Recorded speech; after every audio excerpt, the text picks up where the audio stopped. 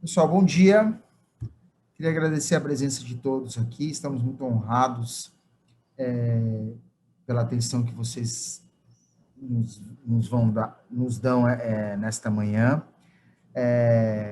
A gente vai discutir aqui um assunto extremamente importante, relevante, que é a questão da pejotização nas empresas, diante deste importante precedente proferido pelo Supremo Tribunal Federal, que, por meio da ação direta de constitucionalidade 66, validou a pejotização e a relação jurídica de prestação de serviços com o PJ para trabalhos intelectuais. É um novo marco, é um precedente importante que tem reflexos aí, tanto na área tributária, previdenciária e trabalhista. Essa ADC 66, para quem não sabe, que validou esse artigo 129, fala do artigo 129 da Lei 11.196/2005, que é aquela famosa MP do Bem, que foi convertida em lei posteriormente. Essa lei, o nosso sócio Murilo, da área tributária, vai falar com maiores detalhes, mas basicamente trata de prestação de serviços intelectuais, que aí abrange natureza científica, artística ou cultural, que, se prestadas por PJs ou pessoas jurídicas, têm a sua relação jurídica validada pela Receita Federal, desde que não haja fraude. Então, sem maiores demoras, estou aqui para apresentar o meu sócio da área tributária, Murilo, que vai falar sobre os aspectos da legislação e também do julgamento do Supremo na área tributária. Estou também com o meu sócio aqui, Shed Swiden, que é da área previdenciária, que vai dizer para a gente qual que é a perspectiva depois deste julgamento para o CARF e se existe algum melhor céu, vamos dizer assim, para a parte previdenciária no que tange a pejotização. E, por fim, o meu sócio aqui, João Pedro Pova, sócio líder da área trabalhista, que vai passar também um panorama de uma área importante, que vai definir muitas questões em relação à pejotização, que é a área trabalhista, e tentar passar uma parte prática também para todo mundo, de como será daqui em diante. Então, sem maiores delongas, Murilo, por favor, a palavra é sua. Muito obrigado, bom dia a todos. É um prazer aqui estar falando com meus sócios. Bom, se a gente pudesse passar aqui os slides, só porque a gente acha que antes da gente adentrar na questão aqui do julgamento em si, talvez valha a pena a gente fazer uma breve contextualização de como foi a edição do artigo 129, né? E como isso foi avançando. Se puder passar mais um, por favor. Mais um. Ótimo. Então, o que acontece? A lei, né, 11.196 de 2005, ela foi editada e essa foi a lei que permitiu a pejotização, né, a tão chamada pejotização, que estabelecia, na verdade, 3 requisitos para possibilitar que pessoas físicas pudessem constituir pessoas jurídicas para a prestação de serviços. Esses requisitos são que a prestação de serviço seja intelectual, que possa ser de caráter personalíssimo ou não, e com ou sem designação de qualquer obrigações aos sócios ou empresa da sociedade prestadora. Ou seja, o próprio sócio pode prestar o serviço, não há necessidade que tenha um empregado prestando esse serviço. E a única hipótese de desconsideração dessa estrutura, da personalidade jurídica das empresas para fins de prestação de serviço, seria no caso do artigo 150 do Código Civil, que é abuso da personalidade jurídica, né, nos casos de desvio de finalidade. Desvio de finalidade é a constituição de personalidade jurídica para fins de lesar credores, ou no caso de confusão patrimonial, que é quando o patrimônio do sócio e da pessoa jurídica não se confundem, eles são aí unidos. É só um ponto muito interessante, porque é ele que leva à construção dos contribuintes, né, é que, quando do advento dessa lei, ela continha o parágrafo único.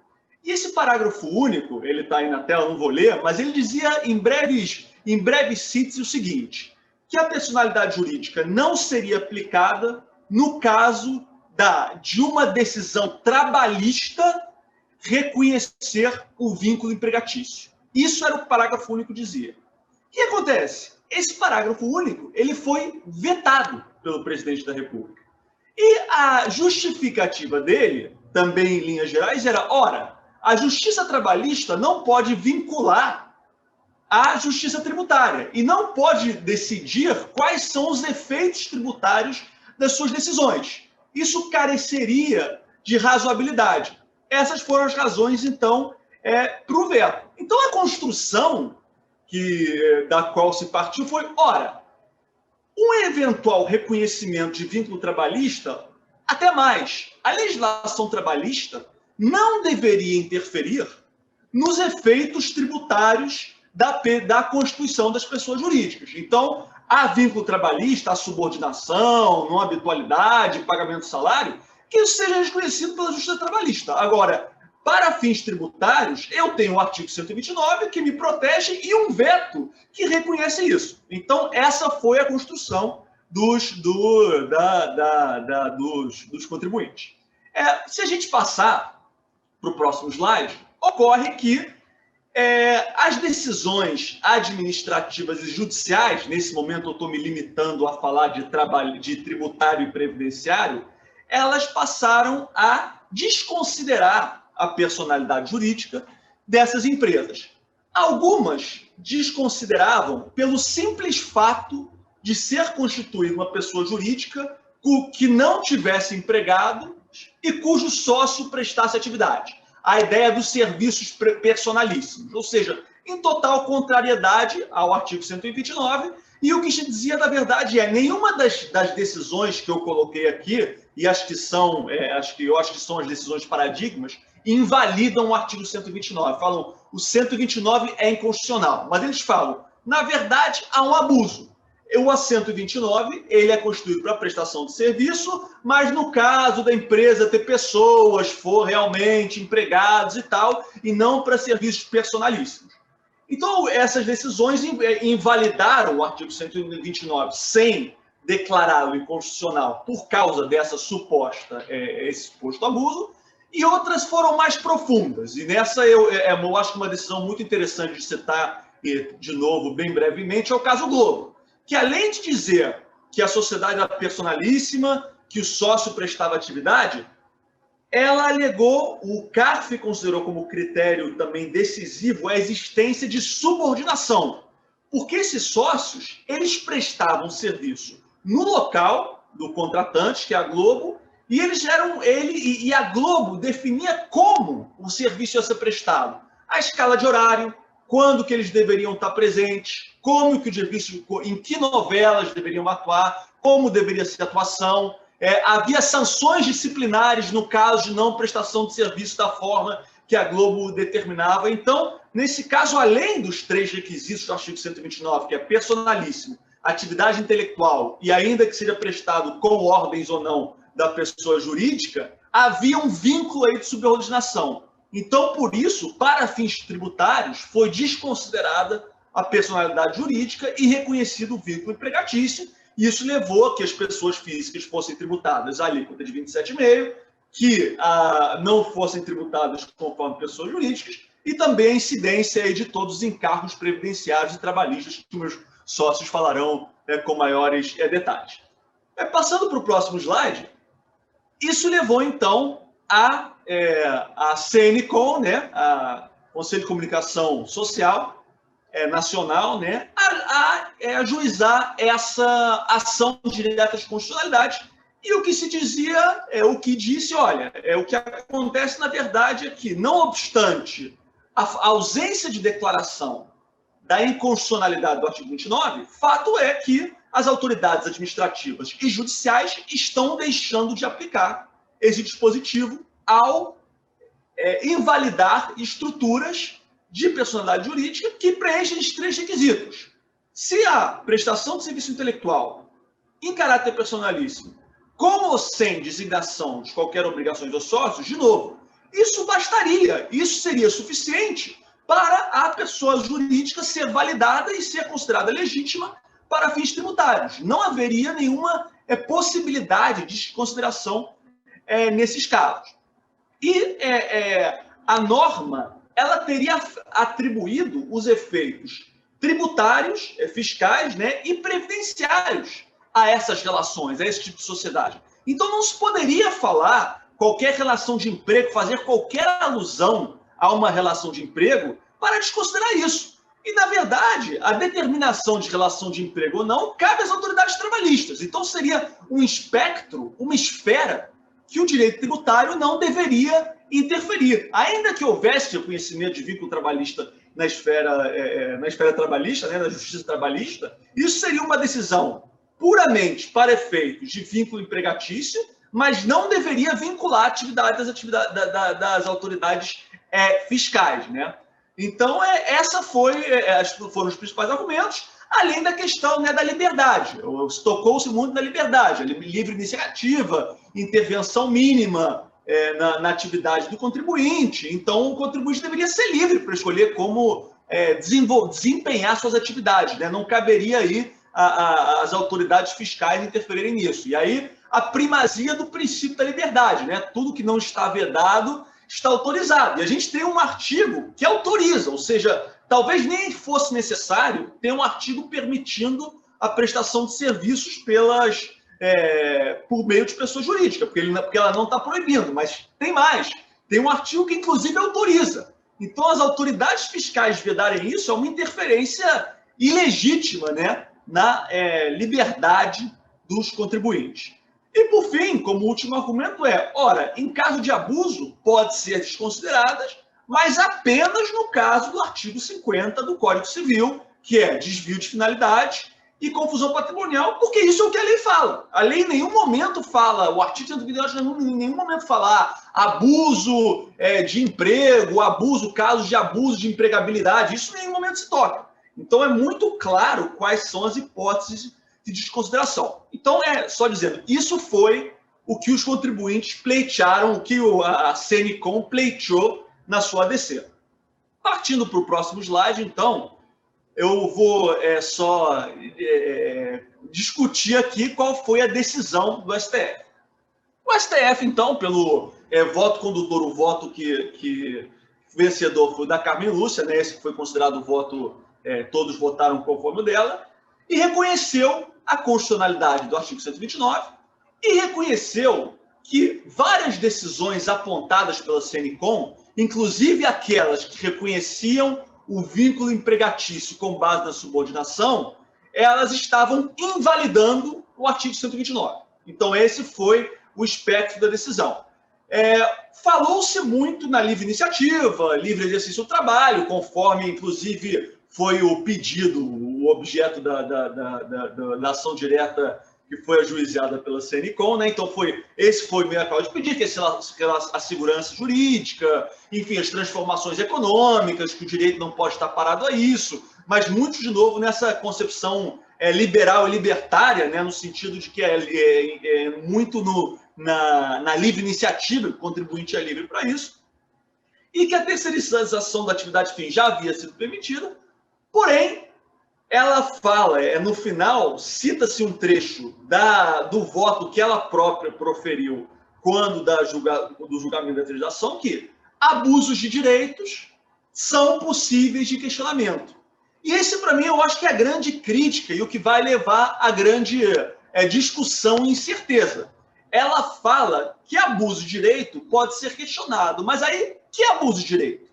Seria o abuso de direito conforme o artigo 50 do Código Civil, ou seja, apenas no caso de desvio de finalidade e confusão patrimonial, restaria caracterizado o abuso de direito que a justiça poderia desconsiderar, e nesse caso só a justiça, né? Porque apenas a Justiça Federal, a Justiça, enfim, ao Judiciário, caberia desconsiderar uma estrutura, desconsiderar a personalidade jurídica de uma empresa, né? Então, seria essa a única hipótese de abuso ou no caso de um abuso no sentido de haver subordinação, haver todos os critérios caracterizadores da relação empregatícia, isso restaria um abuso passível de desconsideração, não só pelo judiciário, mas pelas próprias autoridades fiscais. Isso ficou em aberto. É um ponto, a consequência prática da declaração da constitucionalidade, a nosso ver, é um ponto que ficou aberto, que foi diferente do voto do Toffoli. O voto do Toffoli, em que pese não ser o vencedor, mas foi, no sentido, foi acolhendo a tese da relatora, da ministra relatora, ele deixou muito claro, apenas no caso de abuso conforme o artigo 50 do Código Civil, poderia haver questionamento, mas esse não foi o voto vencedor. Então, agora a gente passa para o próximo slide, aí eu já chegando no meu final da minha exposição e entrando na discussão que eu gostaria de passar para o Shed, a gente entra em quais são os impactos, né? E como isso vai impactar o julgamento do CARF. Por quê? Primeiro, as autoridades fiscais, de fato, vinham desconsiderando a constituição de pessoas jurídicas, não só no caso de subordinação, mas qualquer vínculo, no caso de qualquer requisito de pessoalidade e o fato do sócio estar prestando atividade já seria suficiente para eles. E o CARF acolhia isso. Então, o que a discussão aqui é até quando o CARF vai acolher o julgamento do STF e até quando os contribuintes podem estar tranquilos, né? Nesse momento, eu acho que valeria a pena a gente ouvir o Shed a respeito desse assunto. Obrigado, Murilo. Um bom dia a todos. É um imenso prazer estar com vocês em mais um webinar multidisciplinar realizado pelo nosso escritório sobre esse tema tão interessante, controverso, né?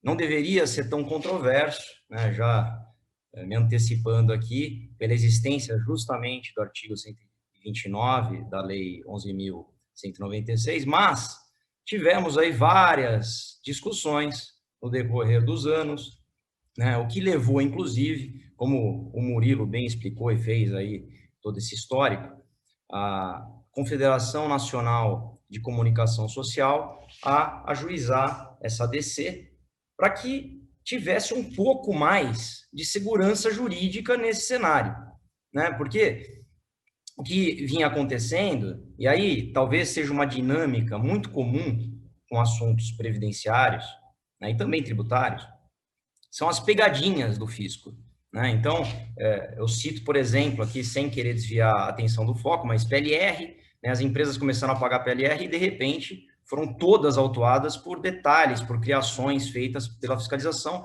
e foi exatamente o que aconteceu com relação a esse tipo de pejotização permitida pela lei, né? Então, inclusive, quando a gente analisa o voto proferido pela ministra Carmen Lúcia, a gente verifica que ela passa até um pouquinho pelo histórico, né? Ela traz lá a situação de que houve um momento em que haveria aquela discussão do tema 725, em que foi permitida, inclusive, a terceirização da atividade fim, né? Porque em algum momento eles falavam, só pode ser atividade meio. Então, as fiscalizações, as autoridades fiscais, elas tentavam achar algum detalhe e falavam, não pode porque aqui nós temos uma situação de atividade fim.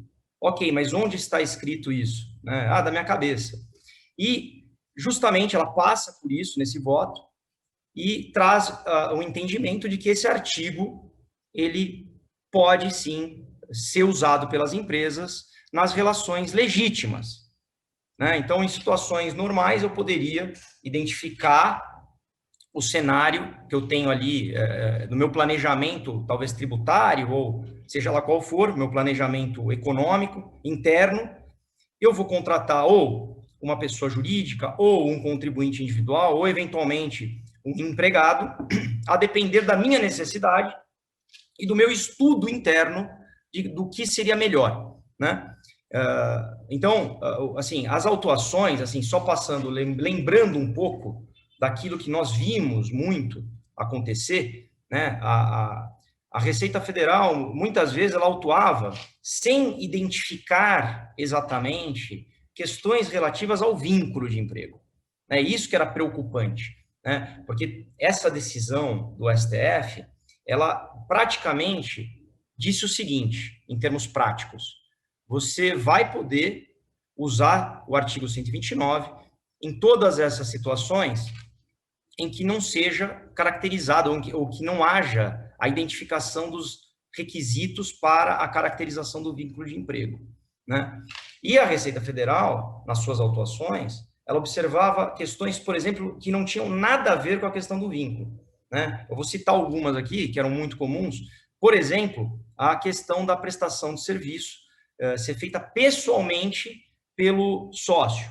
Ah, não, ó, tem a pessoalidade, aqui é só ele que pode prestar esse serviço, então, na verdade, não é a empresa que está prestando o serviço, tinha até um racional por trás, né? Quem está prestando o serviço é a pessoa, né? Então, citando assim um exemplo, vamos pegar lá, por exemplo, o Faustão, né? Tem um contrato com a Globo, ele, na assinatura do contrato, obviamente a previsão é de que somente ele pode prestar aquele serviço, e a Receita Federal, enxergando isso como uma espécie de fraude, poderia questionar, dizendo, não, peraí, se é ele, então ele é pessoa física, ele não poderia fazer isso por empresa.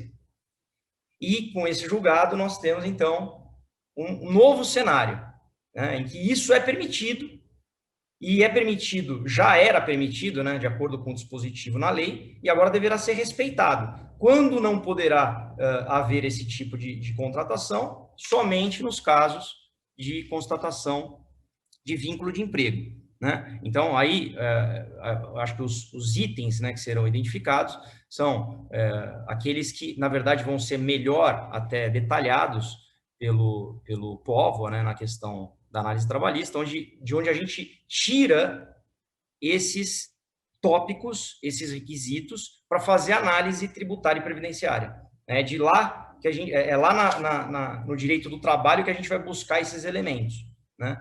Mas, assim, esse item que eu citei é um dos, né? Por exemplo, existia justamente outro tipo de fiscalização, era quando era relacionado à atividade fim da empresa, né? E com esse julgado, nós temos uma situação de que pouco importa se é atividade fim, atividade meio, já fazendo um casamento, né, do que foi julgado no tema 725 com essa ADC 66, nós percebemos que as empresas vão poder contratar empresas para prestação de serviços intelectuais, né, inclusive de natureza científica, artística e cultural, e mesmo para atividades fim, sem que isso seja classificado como uma fraude, né? Porque o grande problema é a fiscalização previdenciária e da Receita Federal, eles, para conseguir autuar, eles tinham que considerar que aquela situação era uma fraude, né? E aí eles já aplicavam a multa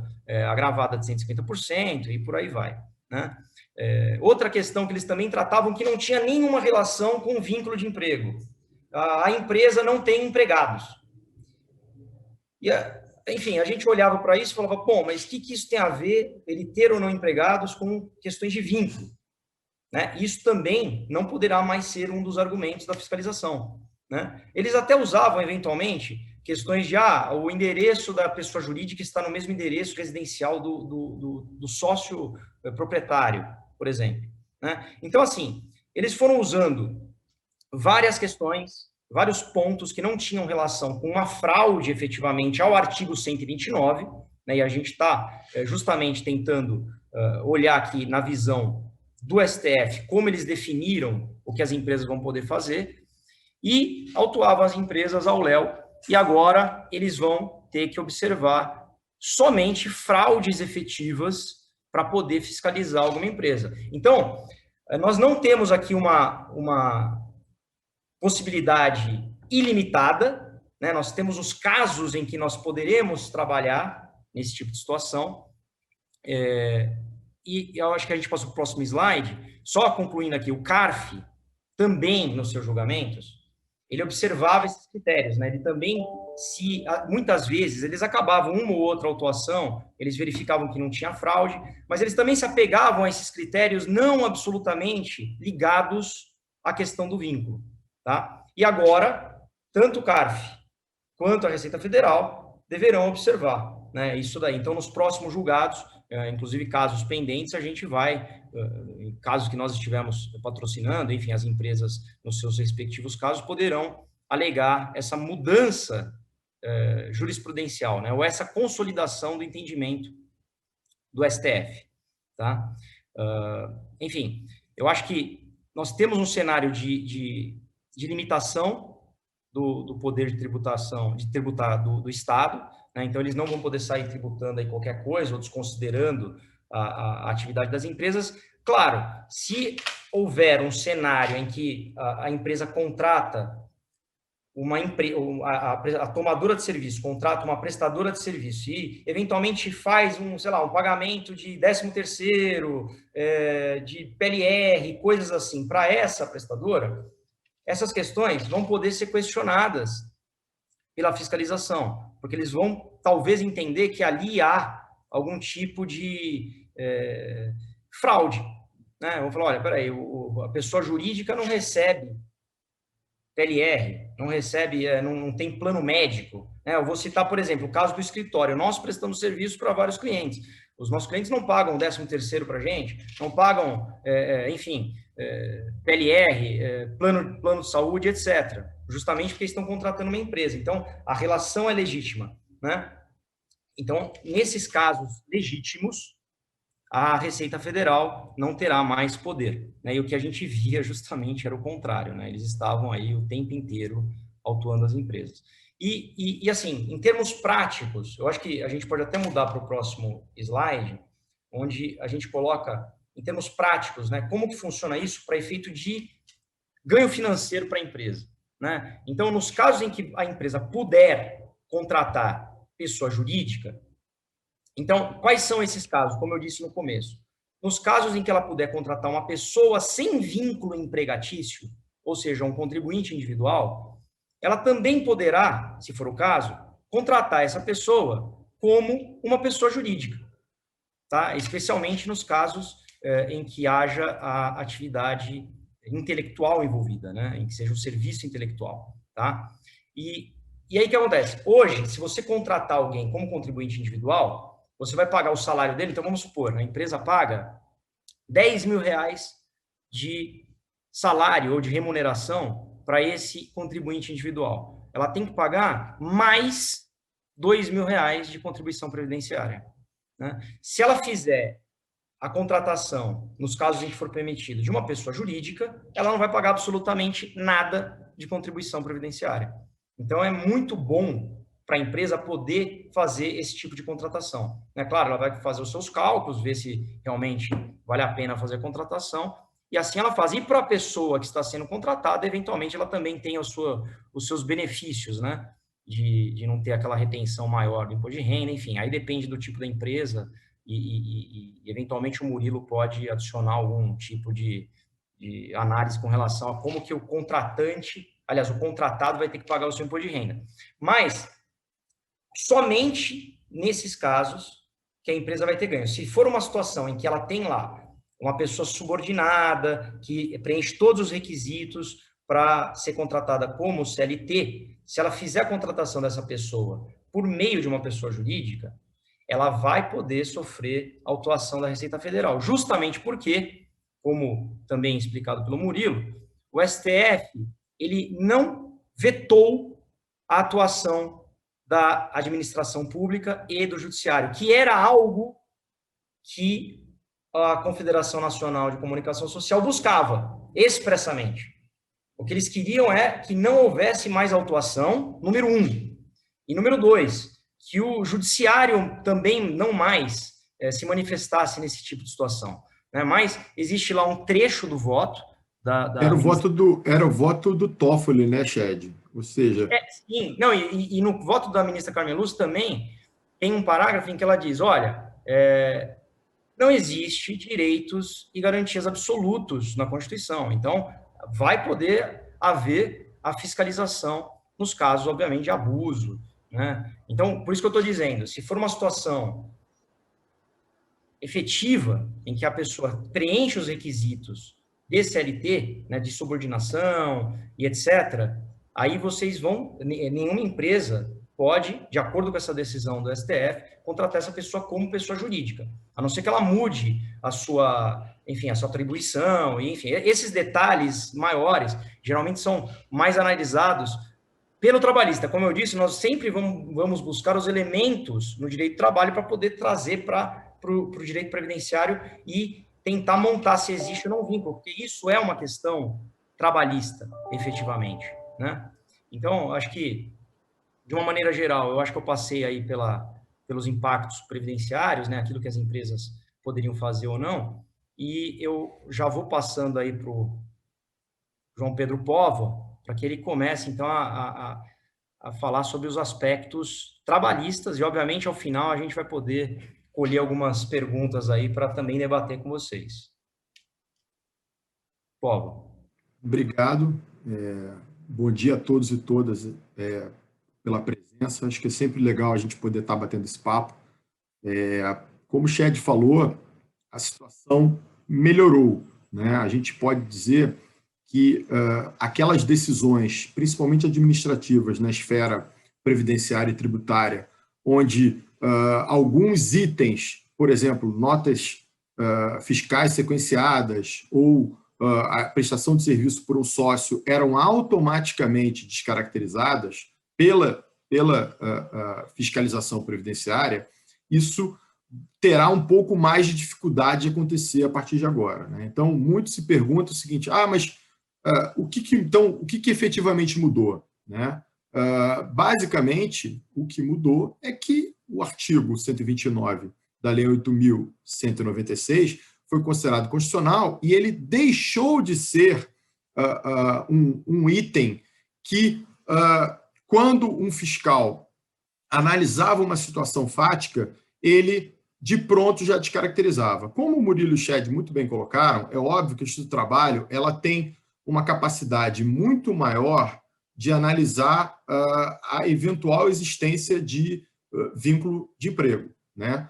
Um fiscal do trabalho, ele olha muito mais a forma, né? Ou seja, o voto do ministro Toffoli, que não foi o que prevaleceu, ele era o que seria o melhor para as empresas. Seria basicamente o seguinte, olha, você só pode descaracterizar a prestação de serviço de uma pessoa jurídica quando tiver desvio de finalidade e abuso de direito, né? Ou seja, eram duas situações muito objetivas. Já o voto que prevaleceu, que é o da ministra Carmen Lúcia, ela diz o seguinte, não, o artigo 129 tem efetivamente validade, tá? Desde que não se prove que houve uma fraude, houve uma situação que eventualmente poderá ser analisada. Mas o que mudou? Não, mudou que aquela análise superficial que era feita pela fiscalização previdenciária deixou de ser tão simples, né? Ou seja,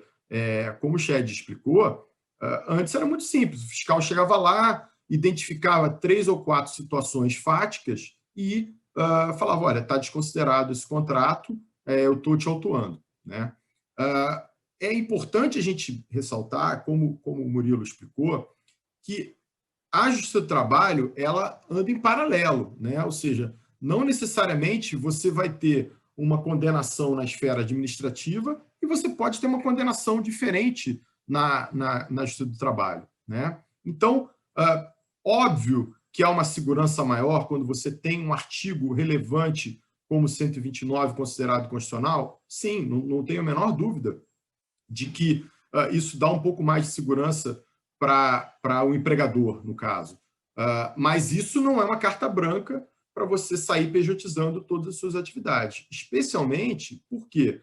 Porque a prestação de serviço através de uma pessoa jurídica, principalmente no caso, quando o serviço é prestado pelo sócio, a gente tem sim que analisar principalmente a questão da subordinação, tá? Ou seja, é óbvio que vai ter uma onerosidade, normalmente existe uma habitualidade, tá? Mas o grande requisito aqui é a questão da subordinação, né? Ou seja, e aí sendo muito objetivo, se você tem um profissional que é um sócio de uma empresa e ele presta o serviço pessoalmente para uma empresa, em qualquer que seja a sua atividade, desde que ele tenha liberdade, e isso às vezes é muito difícil de você identificar, é uma linha muito tênue, se você conseguir provar que ele tinha liberdade, que ele não estava subordinado a ninguém, se o que foi contratado com ele foi um projeto e ele tinha que entregar aquele projeto, ou ele tinha que entregar um trabalho específico, e que ele não demandava direcionamento por parte do empregador, isso com certeza facilitará muito mais uma argumentação de que aquela contratação via PJ foi legal. Óbvio que não tem uma receita de bolo, né? Ou seja, a gente não tem como chegar aqui e falar assim, olha, faz dessa forma que você não vai ser autuado, ou se você fizer assim, você vai ser autuado. Isso não é, principalmente no Justiça do Trabalho, né? Eu acho que a decisão que a gente está tratando hoje aqui, ela, e aí o Shed, por favor, me corrija se eu estiver errado, aumentou um pouco mais a segurança em relação à fiscalização previdenciária. E a gente tem que lembrar que existem duas situações aqui. A gente costuma falar muito isso para os clientes, né? Ou seja, você vai contratar um PJ, você tem dois riscos. Você tem o risco dele, por vontade dele, ir para o judiciário trabalhista pedir vínculo de emprego, e você tem uma questão que independe da vontade daquele prestador de serviço, que é um dia a empresa receber a visita de um fiscal previdenciário da Receita Federal e ele pedir os contratos de prestação de serviço, identificar que um determinado prestador de serviço tem uma habitualidade muito grande na prestação de serviço e isso chamar a atenção dele, né? Acho até que valia, Shed, você falar um pouquinho dessa dinâmica. Eu acho que é muito importante para os clientes entenderem esse ponto. Por quê? Porque muita gente vira para mim e fala assim, mas qual é o risco que eu tenho? O risco que você tem é trabalhista, se tiver provado os requisitos do vínculo, e previdenciário. Um só depende do empregado acionar o judiciário trabalhista, e o outro depende da fiscalização previdenciária. E aí, Shed, eu acho que era legal você falar o que o fiscal olha quando ele vai na empresa fiscalizar e o que efetivamente mudou com essa decisão do 129. E aí depois eu volto para o trabalhista, tá? Então, eu até passei por cima desse ponto, acho que na hora que eu comecei a falar sobre os impactos previdenciários, mas, em geral, né, o que nós vemos, ou víamos, né, no passado, porque tende a mudar, é que eles chegavam nas empresas e falavam assim, tá bom, quando eles iam fiscalizar questões de PJs, né, então ele já vem aquele pedido, né, com todos os contratos, eles querem saber todas as notas emitidas por esses prestadores de serviço, eles querem os contratos sociais, e aí eles começavam a fazer aqueles checklists deles, né? Então, por exemplo, se eles viam que as notas eram sequenciais, para eles já era indício de fraude. Exclusividade, né? Então, se eles tinham essa questão, é exclusividade, a prestação é feita pelo sócio, né? De forma personalíssima, esses pontos já levavam o fiscal a entender que aquilo ali era uma fraude, né? Na maioria dos casos. Então, aí depois queria buscar elementos sobre subordinação, porque, queira ou não, para o fiscal encontrar elementos de subordinação, sem ele fazer uma entrevista com o empregado, porque na Justiça do Trabalho vai ter toda uma prova, né? Vai ter a testemunha, enfim, e-mails, etc., que a própria pessoa junta. O fiscal chega nessa conclusão, é mais difícil. Então, eles iam por outro caminho.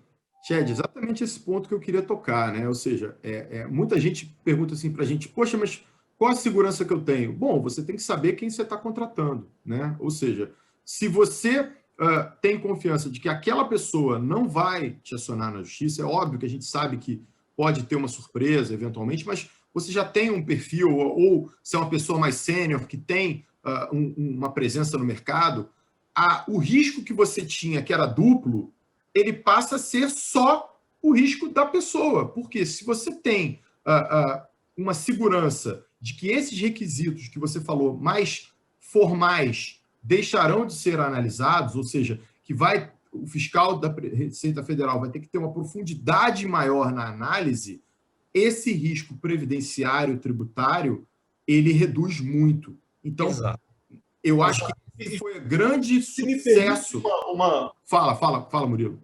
uma complementação, eu acho que a respeito desse assunto, é que é realmente o que as autoridades fiscais elas vão ter que se tornar mais, sem dúvida, mais criteriosas, mas a gente sabe que existe uma agressividade, as autoridades fiscais, às vezes, elas vão continuar, enfim, vão continuar lutando. Mas eu acho que a gente pode, talvez, pensar em como é que o CARF talvez venha se posicionar e como isso vai impactar as autoridades julgadoras para gerar uma maior confiança, né, para os nossos clientes. E se a gente parar para pensar quais são os 3 requisitos, né, para a caracterização de vínculo empregatício: habitualidade, pessoalidade, onerosidade e subordinação.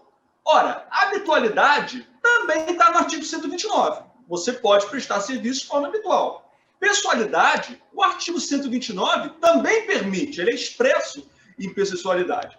Onerosidade, se parte-se sempre do princípio, né, que o serviço é oneroso. Então, eu acho que o que vai se tornar um critério definidor é a subordinação, porque subordinação é o único critério que está na lei trabalhista que não está no artigo 129.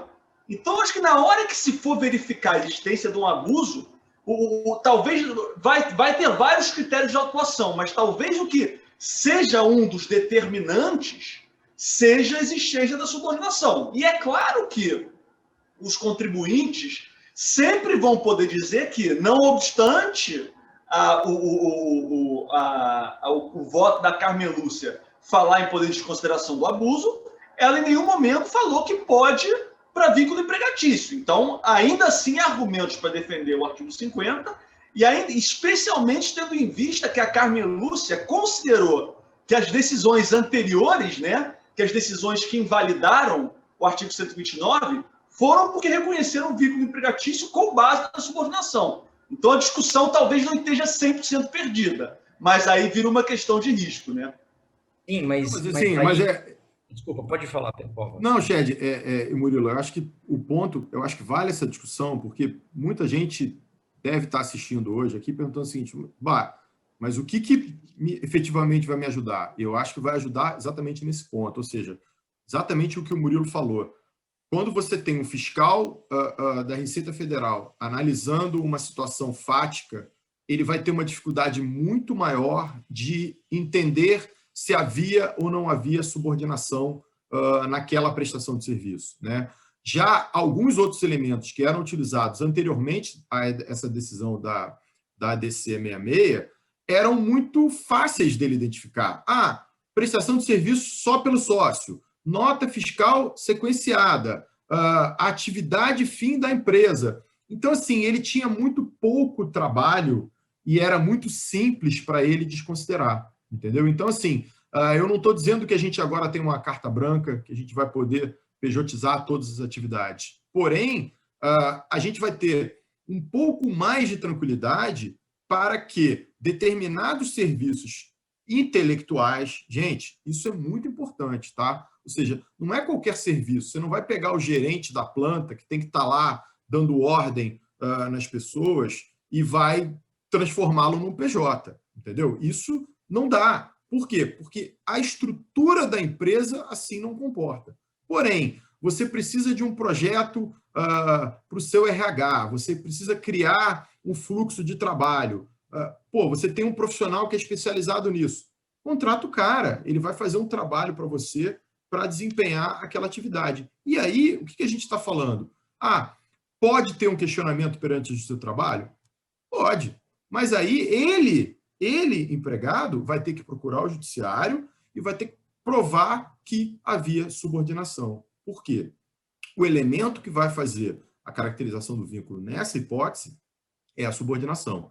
E aí, quando a gente está olhando para o espectro previdenciário, essa hipótese não vai existir, né, Shed? Ou seja, essa questão da prova da subordinação, o fiscal vai ter muito mais dificuldade de identificar, porque ele não vai ter como ouvir testemunha, ele não vai ter como pegar os argumentos todos, os e-mails, cartão, crachá, todas aquelas coisas que a gente vê que no processo trabalhista começam a ter, né, Shed?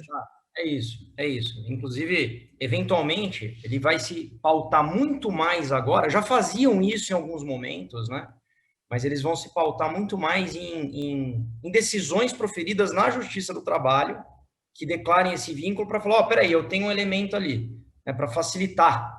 Porque se ele não buscar numa ação trabalhista, ele mesmo produzir essas provas ali no momento da fiscalização vai ser muito difícil, né? Mas isso não encoraja as empresas, obviamente, a sair pejotizando, como eu disse, pessoas que possuem as características de vínculo de emprego, né? Então, dificulta até mesmo nesses casos, mas até porque, Shed, tem as limitações legais, né? Ou seja, muita gente para mim, eu tenho um empregado aqui, ele ficou muito caro para mim, ele me sugeriu virar PJ. A lei trabalhista proíbe expressamente, entendeu? Exato. Não pode haver prestação de serviço por pessoa física que foi ex-empregado da empresa, tem que haver uma quarentena, 18 meses, etc. E sempre vai existir o risco de ser caracterizado como uma fraude, né? Então, assim, o que é interessante aqui? A reforma trabalhista já trouxe a figura da prestação de serviço dos autônomos, né? Mas só que é aquele ponto que o Shed colocou, né? Ou seja, o trabalho autônomo, ou seja, o RPA, ele tem um custo que é muito alto, né? Ele não chega a ser uma contribuição previdenciária como da empresa, mas ele é 20%. Ele tem incidência de imposto de renda, pessoa física, diferentemente de uma nota fiscal que não tem contribuição previdenciária e o imposto de renda é da empresa, né? Então, assim, tem uma série de vantagens a questão da contratação da prestação de serviço, tá? Bom, então, assim, oi, fala, Shed. Você citou, você falou, se não vai contratar o gerente que manda e desmanda lá em toda a planta, obviamente, ele vai ser uma PJ que está, né, os empregados têm subordinação a ele e tal, mas nada impede, como você disse, né, não tem aí um modelo mágico, né? Dependendo da empresa e dependendo do que ela quer terceirizar, se é atividade fim, ela contratar não só o gerente, mas todos que estão abaixo dele numa outra empresa. Aí sim, porque aí ele estaria fora da estrutura da empresa, né? Seria ele e seus subordinados numa empresa terceirizada, né? Isso. Você sabe que volta e meia a gente recebe essa indagação, né? E até mesmo você contratar uma empresa para te prestar um serviço, ou seja, os sócios daquela empresa prestarem um serviço, isso é super comum na atividade médica, questão de informática, etc. Obviamente que isso tem que ser cuidado, né? Por quê? Porque o sócio daquela empresa, ele até pode prestar serviço, mas se todos os prestadores de serviços forem sócios, pode ser que chame atenção, né? Ou seja, a própria empresa, dentro dela, teria que ter uma subordinação, teria que ter uma hierarquia, né? Então, seria natural que o sócio da empresa efetivamente fosse sócio, mas as pessoas que trabalham para ele, teoricamente, teriam que ser empregados, né? Porque senão acaba que você tem uma PJ com milhares de pequenos sócios, cotinhas, né, que prestam serviço. O assunto é árido, gente, não é uma coisa simples, entendeu? Ou seja, a notícia foi boa por esse aspecto de reduzir a facilidade da autuação previdenciária.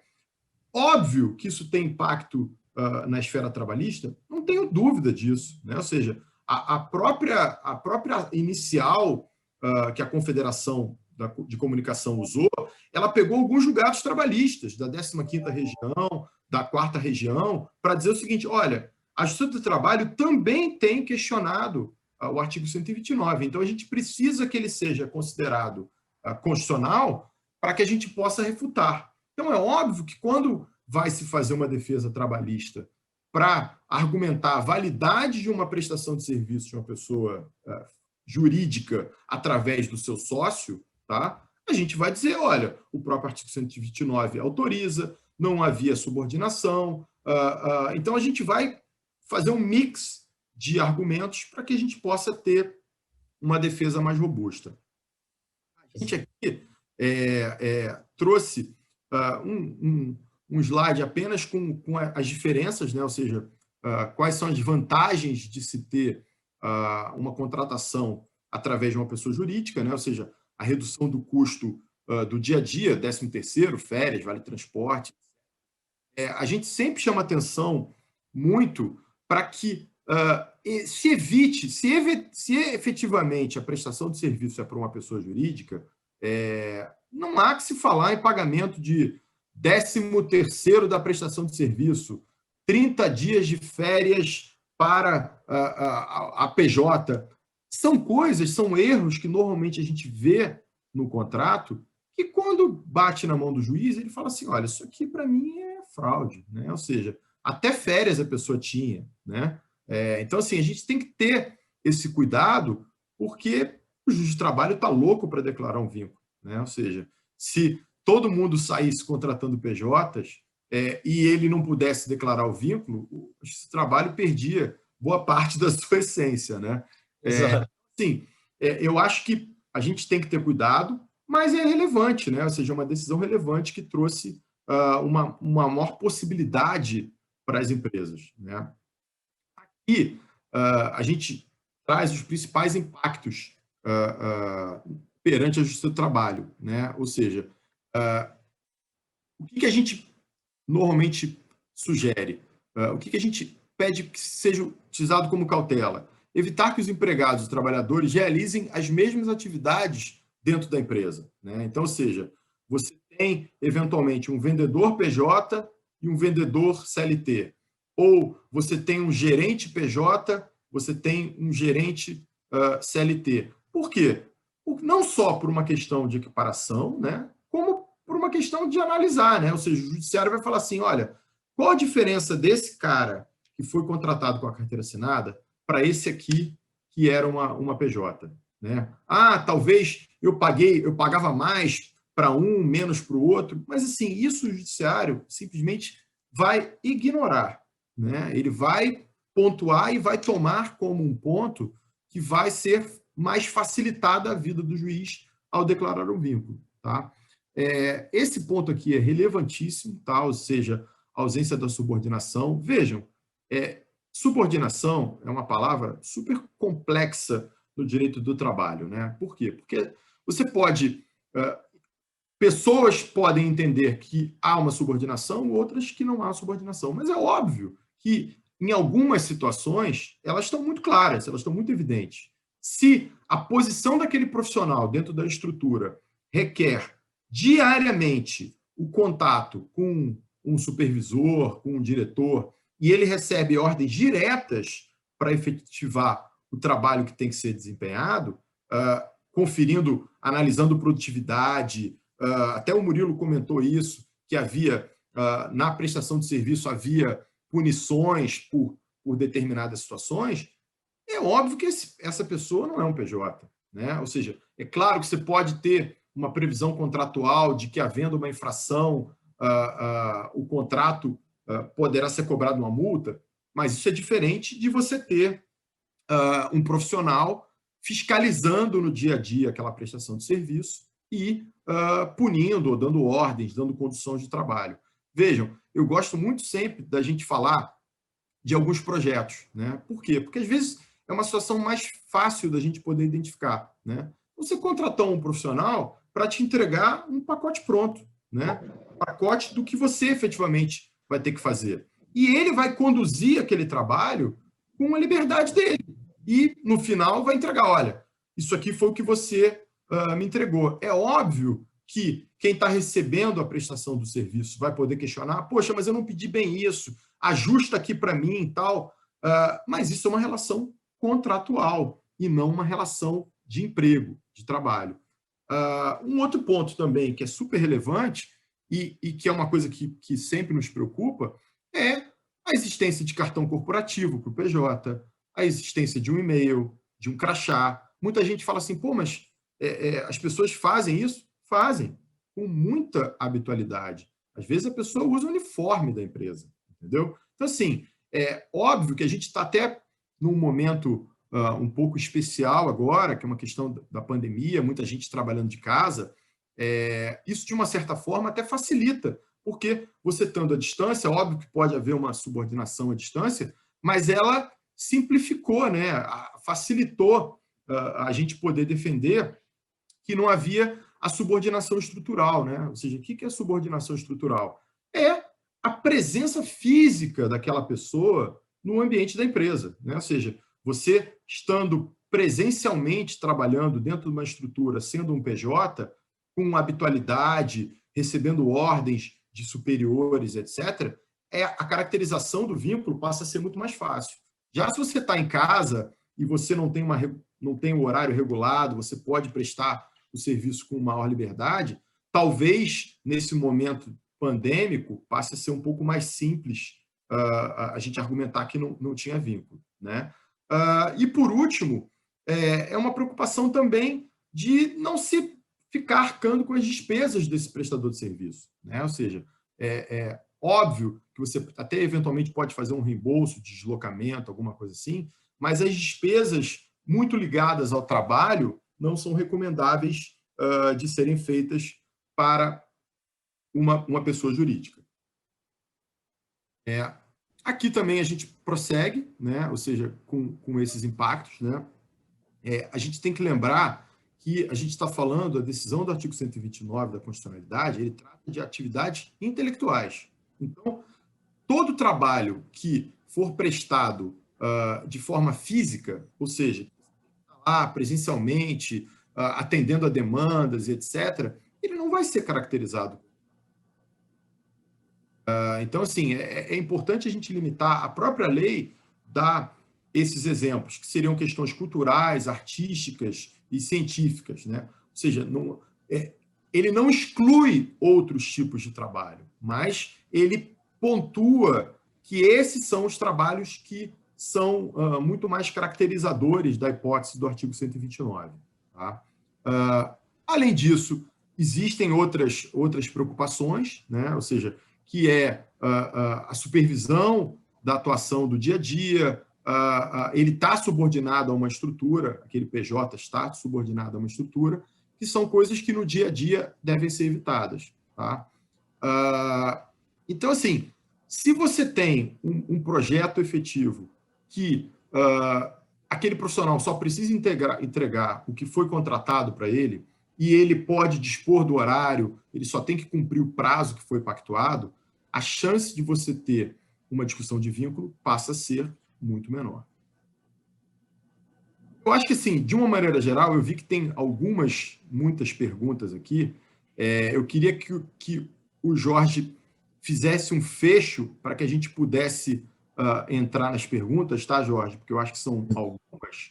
E aí, principalmente, Jorge, pontuar essa questão, né? Ou seja, quais são as hipóteses que a gente consegue, com um pouco mais de tranquilidade, caracterizar as hipóteses do artigo 129? Obrigado, João. Eu acho que agora, juntando tudo que foi falado aqui para os meus três sócios, para trazer uma análise prática de como que a gente pode aproveitar todo esse julgamento do Supremo e trazer a maior segurança jurídica na contratação de PJs. Então, acho que o primeiro passo aqui, gente, é a formalização, né? É ter aquele carinho com o contrato de prestação de serviços. E aí, já no contrato de prestação de serviços, a gente trabalha no conceito em si do que seja trabalho intelectual.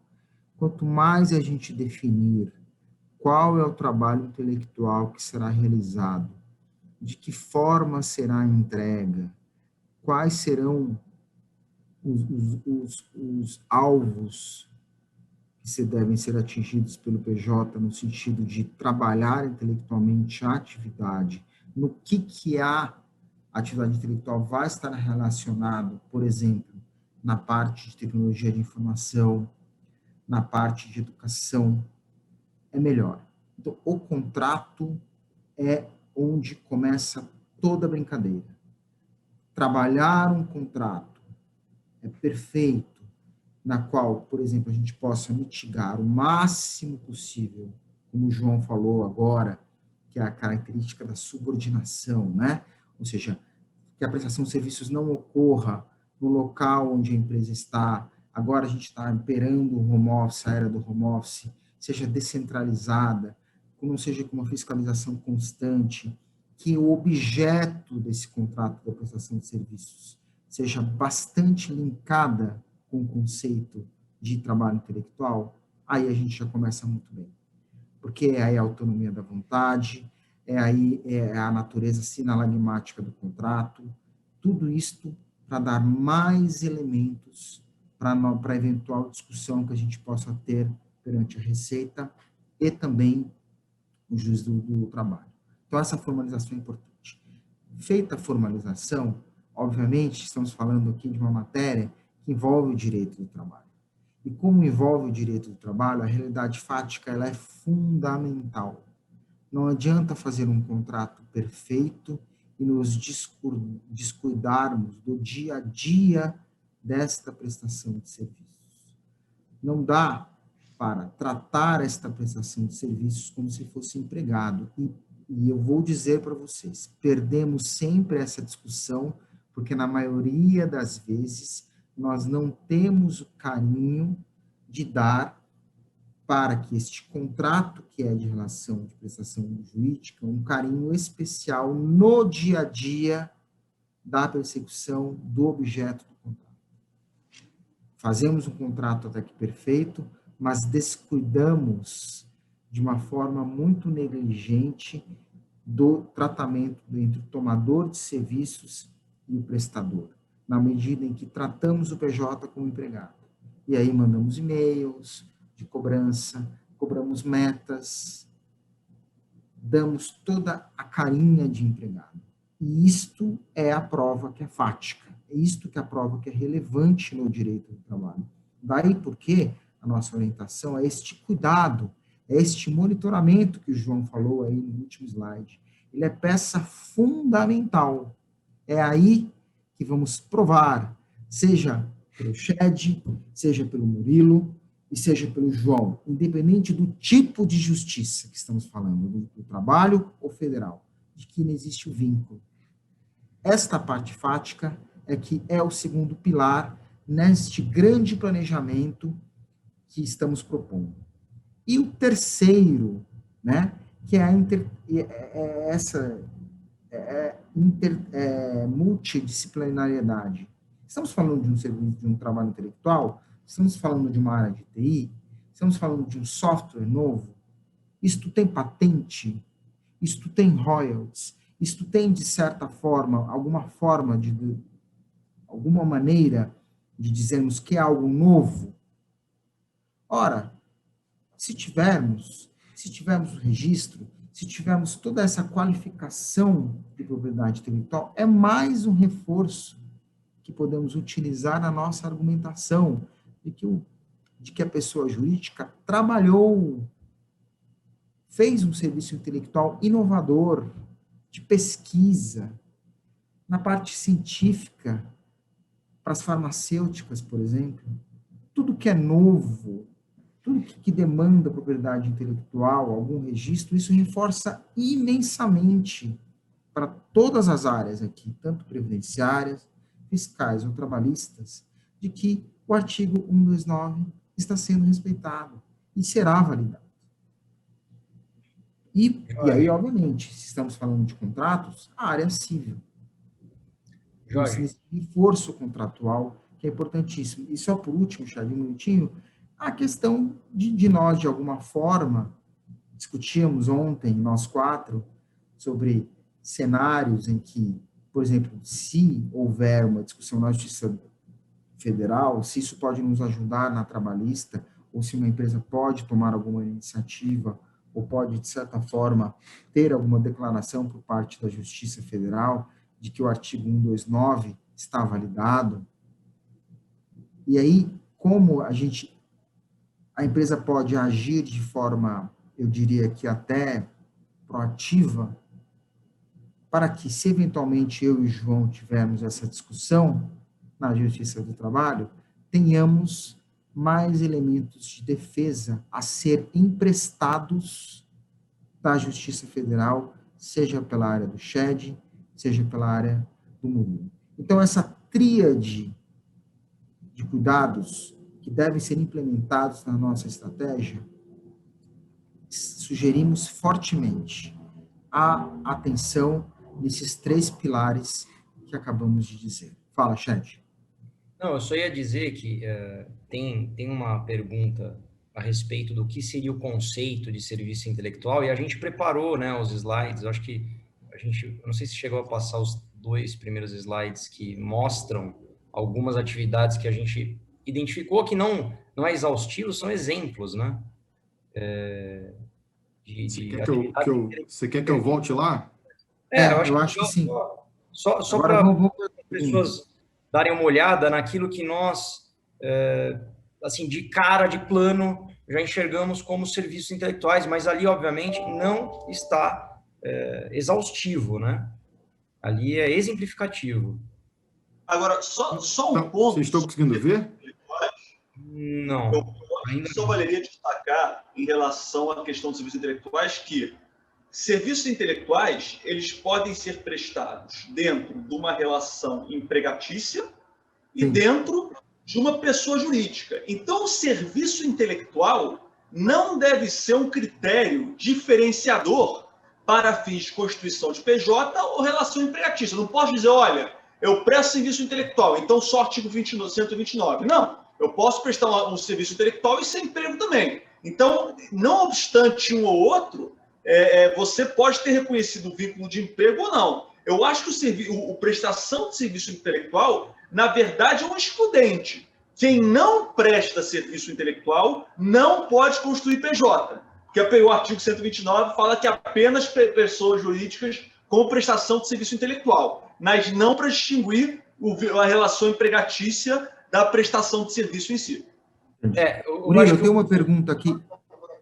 Desculpa, Chat, pode falar. Eu ia falar, porque serviço intelectual é um conceito aberto, né?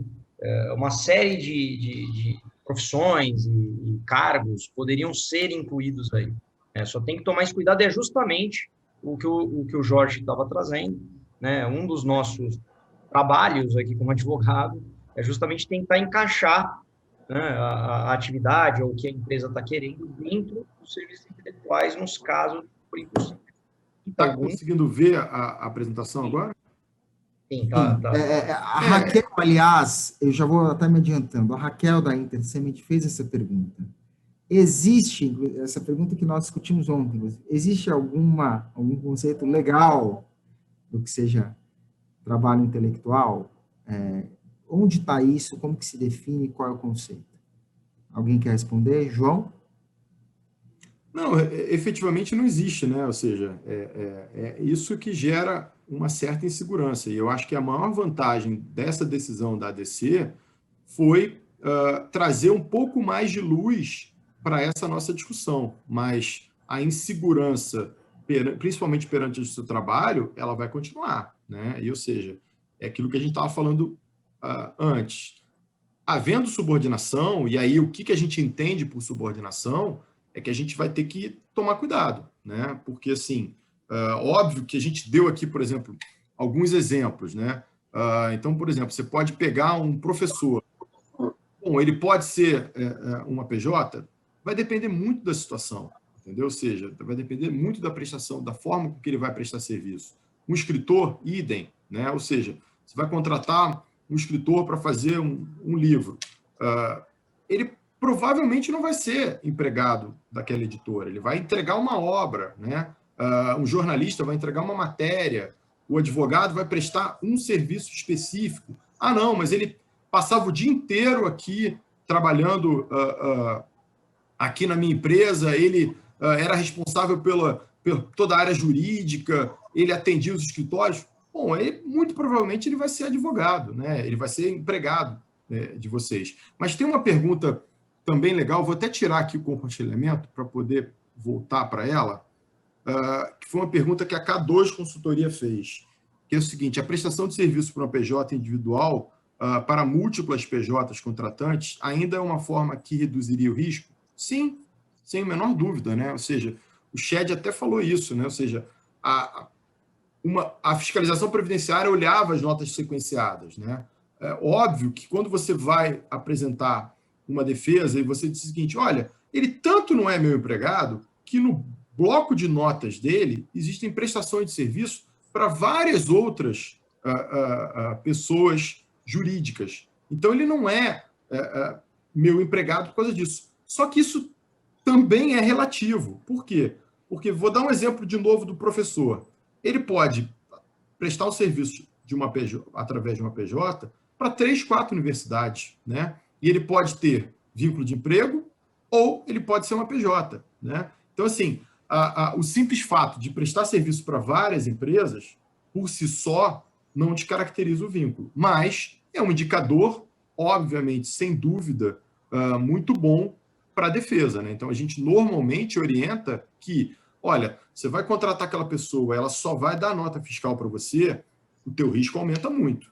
Se ela der nota fiscal para várias empresas, ele vai estar provando que ela desenvolveu o trabalho no horário que ela achou mais conveniente, que ela prestou serviço para outras pessoas. Então, assim, isso acaba, de uma certa forma, facilitando. Eu lembro, atrás, eu lembro um tempo de uma sentença que tratava de um assessor de imprensa, né? Ele era assessor de imprensa de uma empresa, né? Ele realmente trabalhou durante 15, 20 anos para aquela empresa, só que ele era PJ. E a empresa conseguiu ganhar a ação porque ela provou o seguinte: apesar de ter existido uma continuidade na prestação de serviço, até havia uma certa subordinação naquele dia a dia, esse profissional tinha total liberdade para ter outros clientes. Então, ele, às vezes, deixava de comparecer a alguma reunião na empresa porque ele tinha compromissos dele pessoais. Então, assim, são formas que a gente consegue, conversando, às vezes, com o cliente, sugerir maneiras de se mitigar a relação de emprego que, eventualmente, possa ficar clara, né? Fala, Jorge. Isso aí, João. Murilo, PJ pode ser MEI? Na verdade, entendemos que não. Por quê? Porque MEI ela não tem personalidade jurídica. Então, o artigo 129 ele fala em pessoas jurídicas. Então, ele não poderia ser aplicável a MEI. Isso não significa que a MEI deve ser desconsiderada. Temos todos os argumentos para defender a MEI, mas não com base no artigo 129. Tá. E aí agora do grupo Stratos. Desculpa, João. Fala. Não, pode ir. Eu ia ler uma pergunta aqui também, mas pode ler aí. O grupo Stratos também disse o seguinte: olha, pelo que deu para entender, agora a Receita não pode mais, por iniciativa própria, autuar a empresa que contrata PJ. A prova do desvio da finalidade passa a requerer, então, que haja uma reclamação trabalhista ou reclamação trabalhista ou algo nesse sentido. Ele quis dizer basicamente o seguinte: o fiscal agora pode declarar o vínculo? Ele está proibido de fazer isto?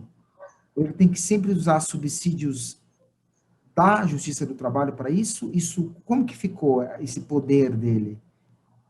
Eu acho que, só iniciar aqui a resposta, e esse é um ponto muito importante que remete à introdução, que no artigo 29 tinha um parágrafo único dizendo que se a Justiça Trabalhista reconhecer o vínculo empregatício, o artigo 129 não se aplica. Então, tem que ser vínculo empregatício também para fins fiscais.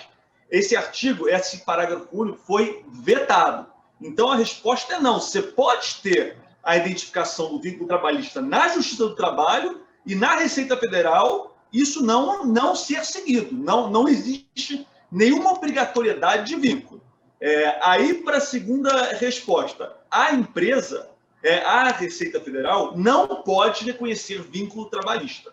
O que ela pode é dizer, olha, isso aqui não é uma PJ, eu vou desconsiderar ela para fins fiscais, vou considerar isso uma relação de emprego para fins tributários. A defesa do contribuinte é que ela não poderia, o artigo 129 foi declarado constitucional e apenas o artigo 50, só em caso do artigo 50, mas, como o Shed antecipou muito bem, né, o entendimento do o CARF pode, e as autoridades fiscais podem alegar que não. No caso de abuso e no caso de subordinação, isso pode continuar a ser desconsiderado pelas autoridades fiscais e não apenas pelas trabalhistas. Isso aí. João, a Ana Mercadante... Fala. Não, porque eu ia ler uma pergunta aqui.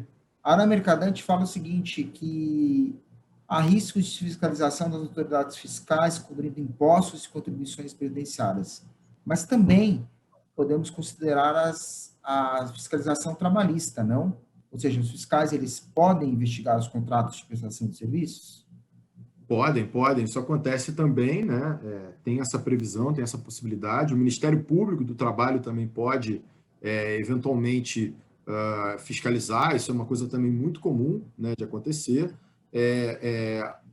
Especialmente o artigo 129, ele obviamente tem uma atribuição muito maior para fins previdenciários e tributários, entendeu? Isso é inequívoco, é uma discussão efetivamente tributária e previdenciária, mas é óbvio que você tendo uma robustez maior para usar mais um argumento, se você tiver que eventualmente prestar uma informação para o Ministério Público, para um fiscal do trabalho ou mesmo no trabalho, não tenho dúvidas de que essa decisão do STF vai ser usada e vai ser vantajosa, e não tem jeito, gente. O Ministério Público vai continuar fiscalizando e os fiscais também, né? Isso não tem muito como a gente fugir, não.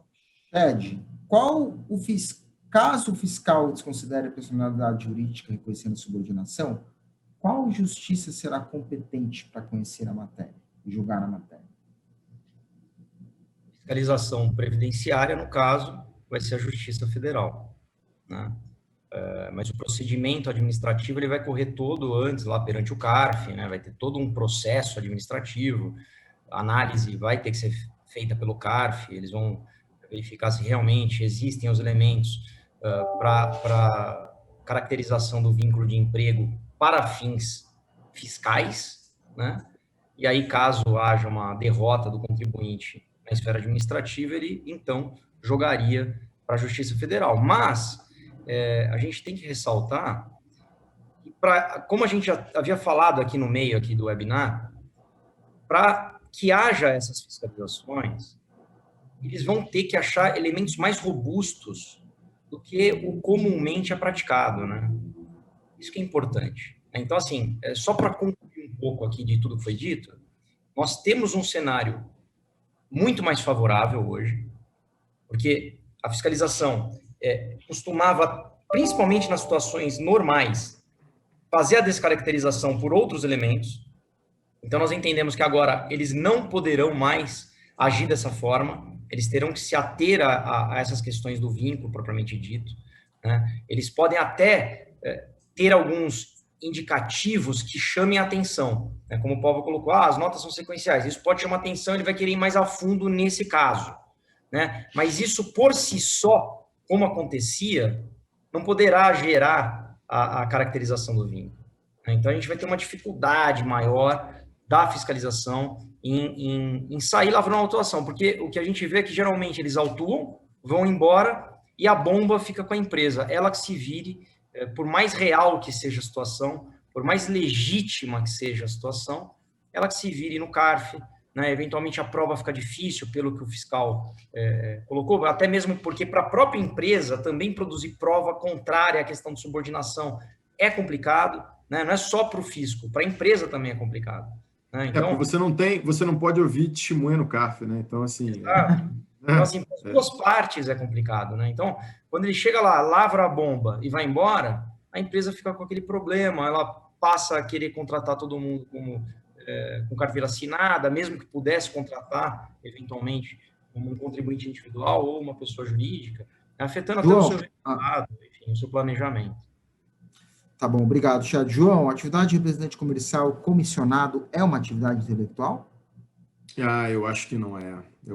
Mas aí é até interessante, porque apesar de não ser, a gente não está tratando da hipótese do artigo 129, não necessariamente qualquer representante comercial é empregado, né? Ou seja, talvez as maiores ações do Justiça do Trabalho sejam ações de representante comercial, né? Então, assim, se ele é um representante comercial que representa várias empresas e não apenas uma, a chance de ganhar o vínculo é muito grande.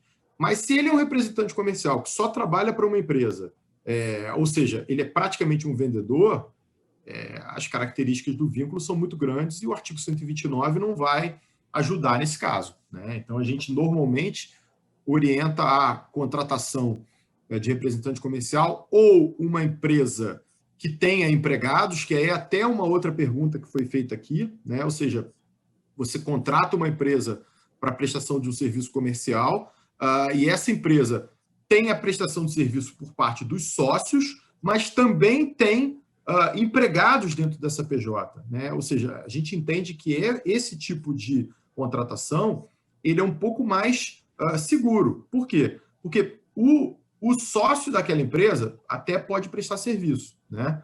Mas ela tem embaixo dela vários vendedores CLTs e etc., uma força de vendas CLT, e também o dono da empresa presta serviço, talvez o cabeça da operação e etc. Ele tem um pouco mais de segurança. Por quê? Porque não vai ter exclusivamente a prestação de serviço por uma pessoa só, né? Então, assim, gente, eu acho que a gente está meio que estourando aqui já de tempo. Eu acho que...